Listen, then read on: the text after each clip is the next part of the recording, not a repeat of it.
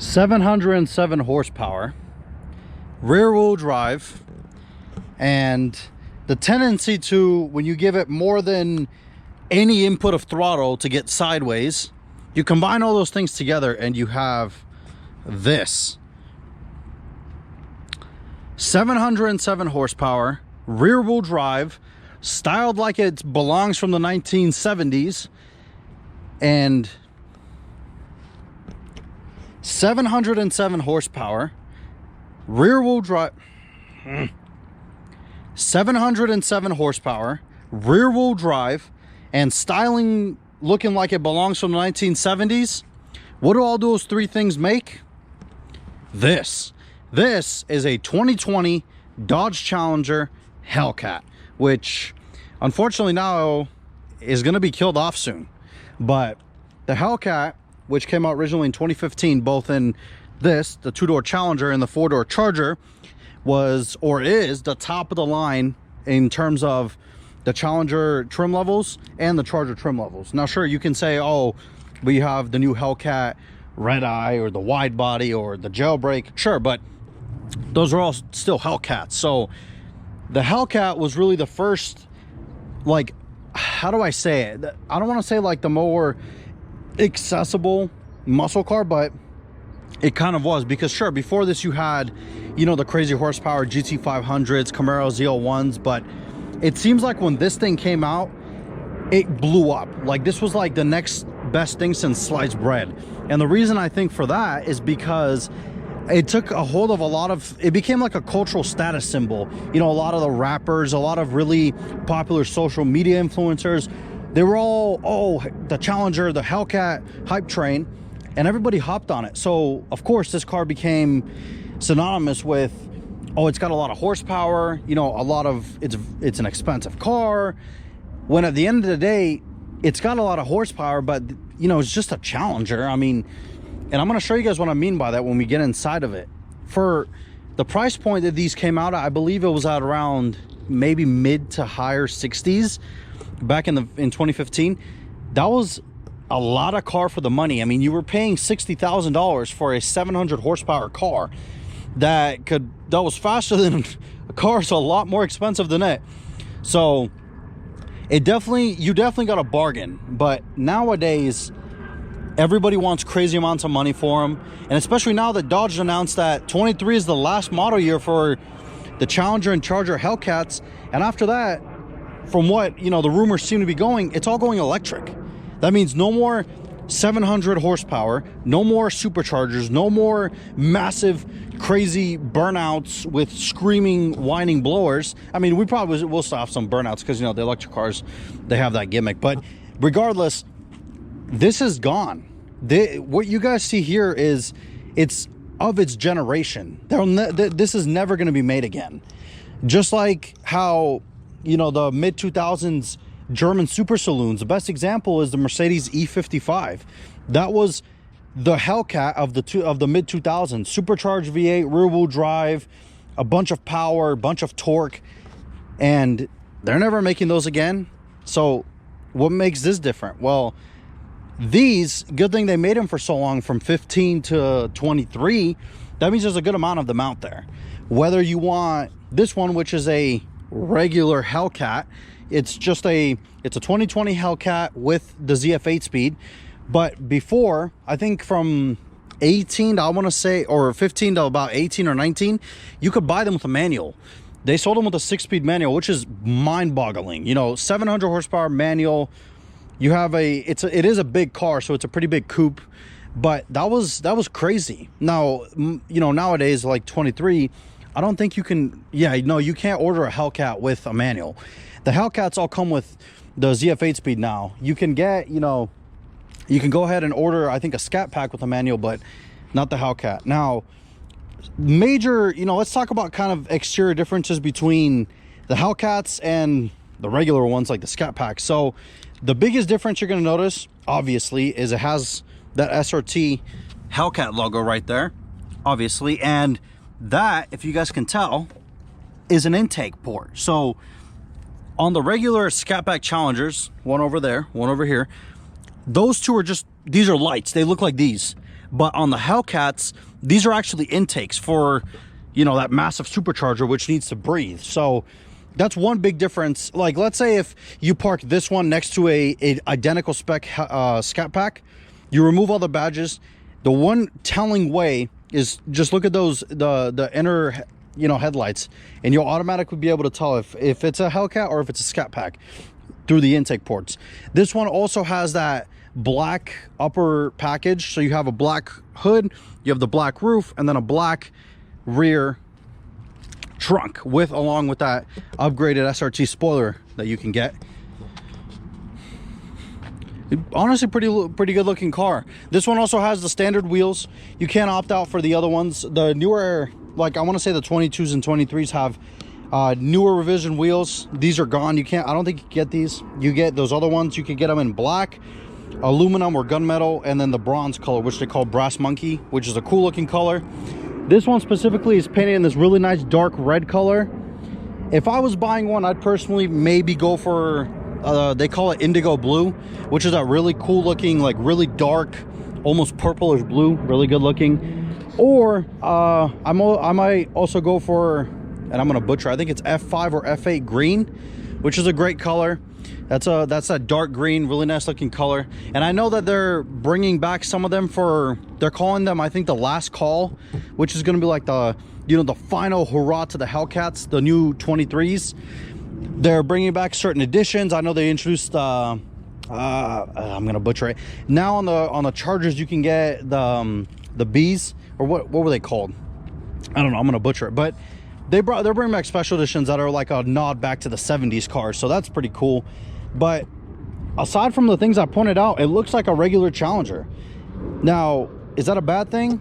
It just depends on what you're buying it for. I mean, if I was buying it, I wouldn't take the badges off just because I think they look cool. I like the, you know, the little cat logos.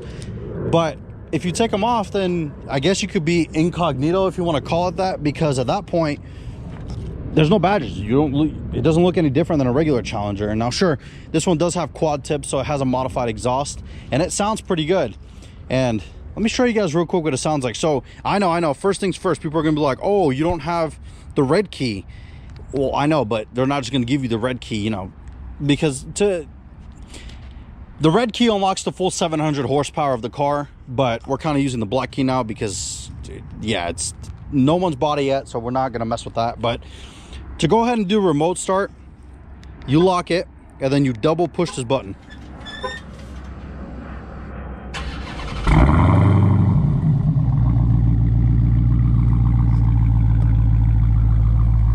It does sounds really good in my opinion. It's honestly kind of hard to beat a Hemi V8. I love the way they sound. They have that iconic burble to them. Now, again, if you want to shut it off, you just push that button, shuts it off. So pretty much every modern day car honestly has remote start. But let's go ahead and hop inside this thing and kind of talk about the interior, so I can mention what I was telling you guys when I said that it doesn't feel as special as it should. Again, to unlock it, you just kind of put your hand underneath the door handle and open it. Opening these doors, you can immediately tell how heavy they are. The whole car is pretty heavy, but those doors are heavy. And again, yes, it is a coupe. It is a pretty big car, so it's to be expected. This specific car has a mix of the black leather interior along with the Alcantara on here. My favorite ones are, personally, you could get like these brownish caramel seats. They look beautiful. They have red seats you can get as well. Now with the new ones, the new models, I think the special editions that they're offering, you can, I think, get like these dove gray, they call them. Really good looking seats, personally what I would go for. If you guys know, I love like the penguin style interiors where it's white, black. I think that's my favorite combination, so I'll definitely go for that. But hopping in it, it's a lot easier to get in than, like, let's say the Camaro, because you have a bunch of room in here. I have a good amount of headroom. I have a good amount of leg room, and it's just, it doesn't feel like I'm confined in a space, if that makes any sense. But to start the car up, you could just leave the key in your pocket or in the cup holder or here, depending on wherever you want. You put your foot on the brake and you push this massive red button that says engine start. You get that nice Hellcat emoji on the front. turn that volume down. And you also notice that unlike the regular Challengers, you do get obviously the red gauges here, which is good. It's differentiating it. It's better than the, you know, just getting basic black gauges. But on the newer special editions, like the, I think the red eyes and the gel brakes, they do come with white gauges, but this one's just a regular Hellcat, so it comes with red gauges. Nothing wrong with that. Closing this door, again, very heavy feeling door. One thing you do notice immediately when you get in here is just, like I said, how much room there is. So a lot of the muscle cars, like specifically the Mustangs, actually the Mustangs are pretty good on room as well. They're not that confined, but the Camaros, it feels like when you're sitting in those, it's very like small and very confined, and it kind of feels like you're tight, you know, hard to see out of. With this thing, on the other hand, there are no, honestly, there's not really any blind spots, which is crazy because it's a sports car, right? But look at all that. Look at the amount of room you have to look back. You have these nice little windows back here for blind spots, and this one does have blind spot assist, so that's not really a problem. But it's very roomy in here, very nice. I like it. You know, I'm a bigger guy, so I prefer kind of these more roomier cars than, like, let's say the more tight cars, whatever. So here you have Dodge's Uconnect system, which I believe in this car it's the Uconnect 3 because it's a 20. But regardless of that, I really like Dodge's Uconnect system. It's very easy to use. It is decently quick. It's not the quickest, you know. They've definitely updated it with the new Uconnect 4, like I showed you guys in that Jeep Grand Cherokee we did. That one's very quick. This one's a little bit slower. Maybe it's just because it's, you know, a little bit older. But regardless of all that, it is nice. I do like it. It's nice. So here you have the full Uconnect. This one does have everything you want. You can control your climate from here. You have your seating controls, which is cool. You could turn your vented seats on, your heated seats on. You have your Uconnect apps when you click that, so all the stuff will get pop up. Drive modes, this one, of course, because we're using the black key, is only limited to 500 horsepower. I know, horrible, but yeah, it's pretty easy to use. It is a touchscreen. There's no like little controller or anything. I like it. It's not the quickest, but it's all right for what it is. Now, the navigation is kind of a little bit lackluster. It's, you know, it's all right for a car navigation. Of course, everybody that uses it is probably just going to use their phone navi, which most people do, like CarPlay and everything. But regardless of all that, it's fine for what it is. It gets the job done, gets you what you need. So, but moving on down, you have your AC controls. We're not going to focus on that. You guys know how much I love it when they make them actual like AC controls and not the stupid integrated stuff. You have the shifter that they use in pretty much every single Dodge, Chrysler, Jeep product. So ZF8 speed, fantastic transmission, makes great noise when it shifts, downshifts, upshifts pretty quickly. It's great trans. You have two cup holders over here, good thing. You have some storage space in here with a couple of USB outlets and aux and a power outlet, so that's pretty good. And honestly, that's pretty much it. Up here you have a little sunglass holder, garage home link, and then your map lights. So pretty basic. One thing I do want to give a gripe for, I love Alcantara steering wheels, but this is what happens to Alcantara, and I know the lighting's a little weird, but this is what happens to Alcantara when you don't really clean it as much. It gets to be like this really like sticky and kind of hard surface. Down here it's fine because nobody's really ever gripped it here. Like here it's fine, but here's the worst because, you know, they were probably driving like this. Alcantara is great for a car that you're not going to daily drive, because then, you know, you can clean it after you use it, or if you're too picky, you can maybe even wear some gloves when you're driving the car or whatever, because the oils on our skin are what cause the Alcantara to deteriorate and kind of go bad. So all in all, it's a 3-spoke steering wheel, pretty basic. You have your buttons up here to control everything on the center screen. You have your cruise control, you have your voice commands, and then the phone stuff. And then there's some stuff missing here. I'm not sure what it is. You have these really nice big paddle shifters. They're great. But let's move on to what you all are here to see. Let's go ahead and take a look at that beast of a motor. So here it is, the heart of the beast. This is Dodge's Hellcat motor. That's what it's called. That's why the cars are Hellcat. The name of the motor is Hellcat. So this is a 6.2 liter supercharged V8, which it makes a lot of power. In this iteration, it makes 717. The original 2015s made 707. 717, only 717, because if you go for the red eye models, Those cars make 797 horsepower, about 800 horsepower for a car that you could buy for about 75, 80 grand. That's ridiculous. 800 horsepower. There's supercars out there that don't have power like that. Now, that's always been the Hellcat's biggest gimmick, is the power it makes. And that's also its sort of downfall, because it has so much power, but at the same time, it's also really heavy. It's about 4,500, maybe more pounds. I'm not exactly sure, but it's around that range. So it's a very heavy car. It's rear wheel drive. You have incinerations, 800 horsepower. If you don't know what you're doing, guys, you're gonna get in some trouble with it. So please don't go crazy turning traction control off thinking you're, you know, Michael Schumacher or Dale Earnhardt when you're not. Okay, just be safe, drive the car for a while, learn how all of its, you know, nicks and quirks and how it drives, how it responds to throttle, and then start going crazy if you feel comfortable. And honestly, the only time you should really be doing that kind of stuff is when you're on a track.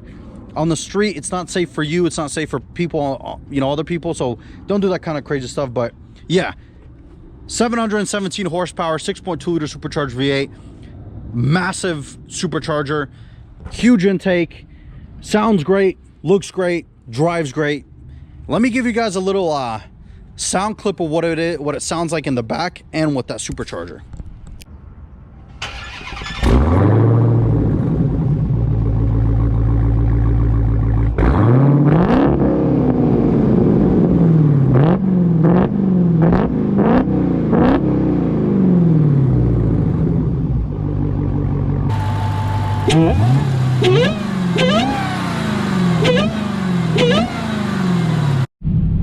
So, setting off in the 2020 Challenger Hellcat. First disclaimer is, I'm not gonna go crazy with this thing. This, as I said, I don't want to damage the car. I don't want to do anything crazy. And then again, at the same time, we also don't have the red key, so it's only at 500 horsepower. But regardless of that, I just want to show you guys how it drives, how, you know, transmission operates, how the car is, because this is a heavier car at the end of the day. And see if you guys can get a little.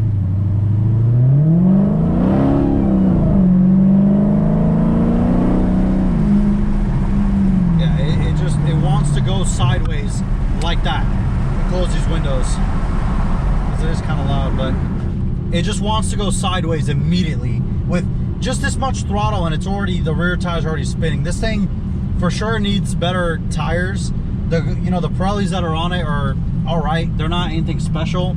It definitely could use better tires, maybe a little bit bigger ones. I'd say the sweet spot is probably be like 315s in the rear with some fat meat, maybe like Michelin's, the Pilot Super Sports. Those are great. That's what I would rock on it. Maybe some, if you don't want crazy tires like that, maybe Cup 2s, or Cup 4s. But yeah, that's my biggest thing with this car, is that it needs bigger tires. I mean, these tires are just not cutting it. I mean, you give it like not even 25% throttle and the whole rear end is just wanting to slide. And you know, that was the biggest problem with the Hellcats when they came out originally in 15, was that the tires, or the tire sizes that Dodge put on them, were just too small. So it gets sideways, it doesn't want to, you know, play, or not play, it doesn't want to basically grip for traction. That's what I was telling you guys earlier.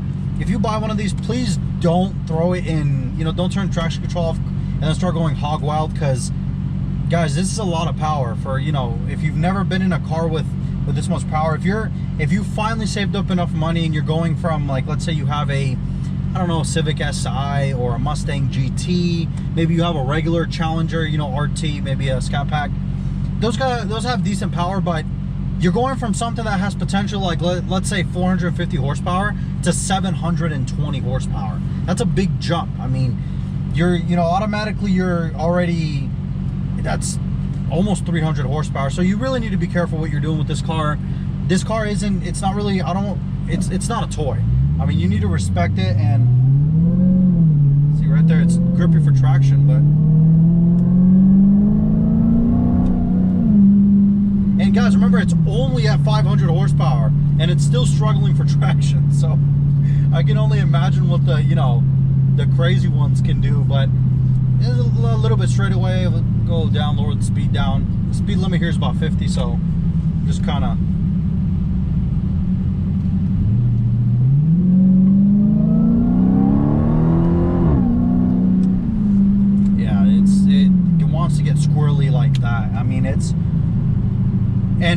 gotta remember, it's 98 degrees outside, so it's not cold. The tires are not cold, but it just wants to get squirrely because that's just the nature of the beast. I mean, these cars, like I said, they've always had issues with traction. They solved that issue, or at least mitigated it, when they released the wide body Hellcats, because with the wide body Hellcats, they had, you know, bigger tires in the rear due to the wide body, and so the issues were, it's still not gonna grip like a Porsche, but at least it's mitigated to an extent. I would still highly recommend, if you guys are looking for, you know, for any of these kind of cars, you should at least remember what you're getting yourself into. These are not, you know, these are not toys. These cars are to be respected. They're not, it's a lot of power. And you guys, I know you guys are probably sick of me saying, oh, it's a lot of power, be careful, but that's just how it is. And another thing is, this car is huge. So there's a reason they call these things boats, and it's because it's a boat. I mean, like, it's huge. I have a lot of room in here. I can't touch the other side. In a Camaro, if I reach over, I can touch the other door. Here I can't. So that's a good thing. Like I was telling you guys earlier, with me personally, I like, you know, I like the fact that there's room in here, the fact that I'm not crammed into a car, kind of like with the like the Camaros, and to an extent the Mustang. Maybe it's because I'm a bigger guy, that's why in the Mustang. But regardless, the Mustang is miles better in terms of comfort and space than the Camaros. The Camaro is by far the worst out of the three when it comes to visibility, comfort, and just room in the interior. So again, at the end of the day, it's all about your personal choice.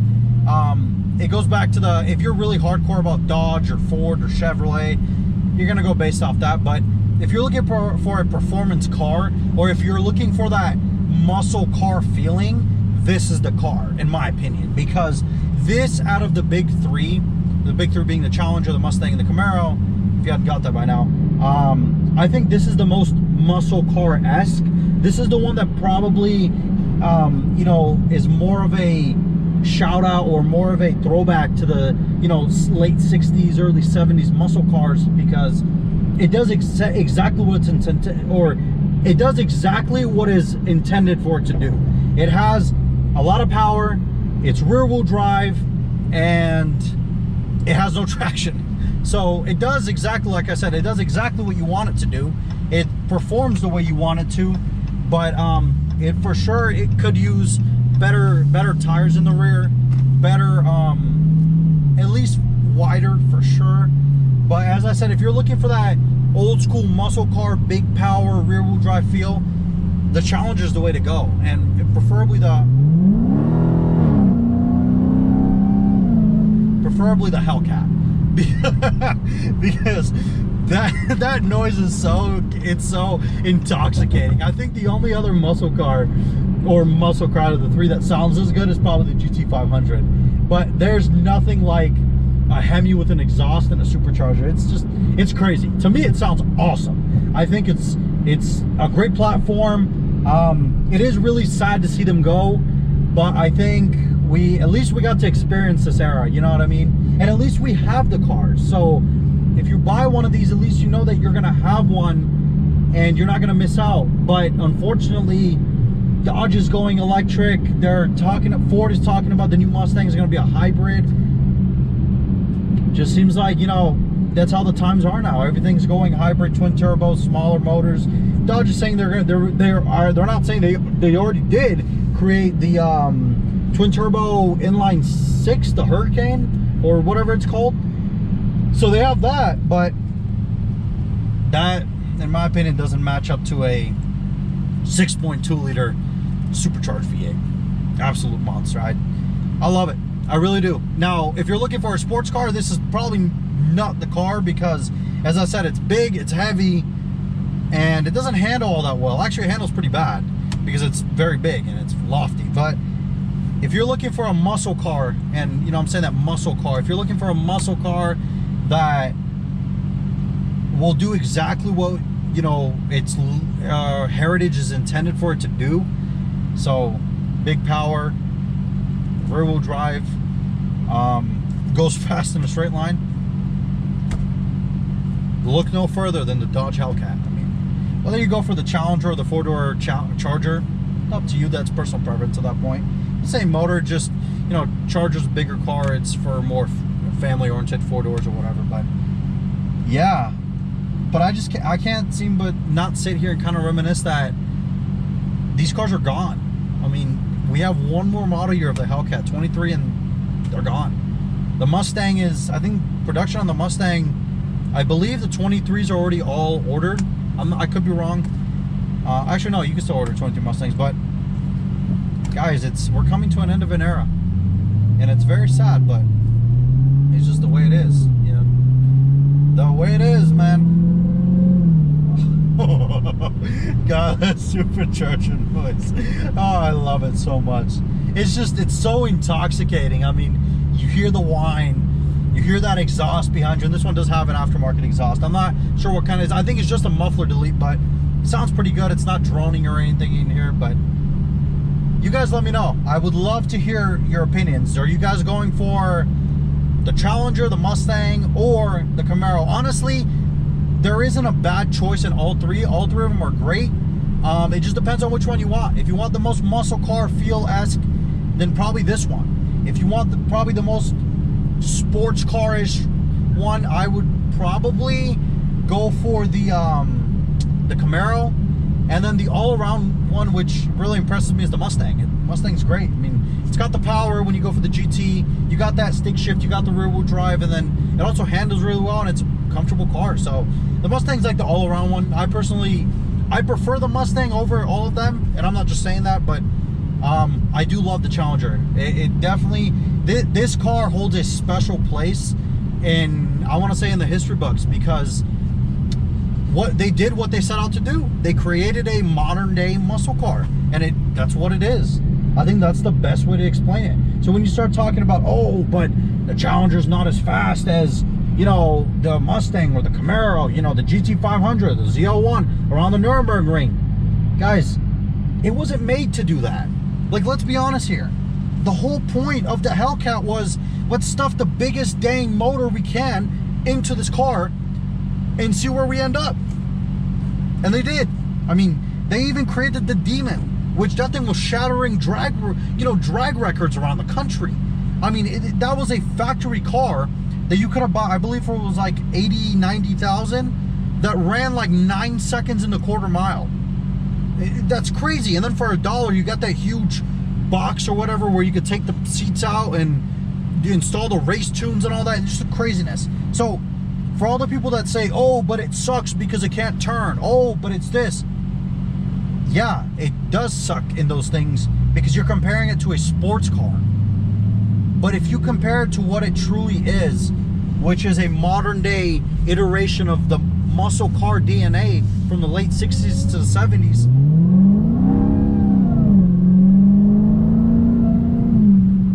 then it does that flawlessly, in my opinion. You can't beat it. You can't. There's no other car out there that I can say that is muscle car-esque that does this. This is the only one. The only car. Even the Charger. The Charger was a two-door original, so it's a four-door. Sure, okay, we can classify it, but I'm talking about the most throwback to its original lineage, to its iteration, to what the car really is, to its soul, is the Challenger. Because it does exactly what those cars did. Goes fast in a straight line, and that's pretty much it. But who cares? Let me know down below, you guys. I really would love your input on this video. Let me know what you guys think about the Challenger. Is this a car that you think Dodge definitely set out to do what they intended to, or you guys think it sucks compared to the other cars because it's big and it can't turn? But, you know, let me know. I would love to hear it. Thank you guys. You all have a fantastic day.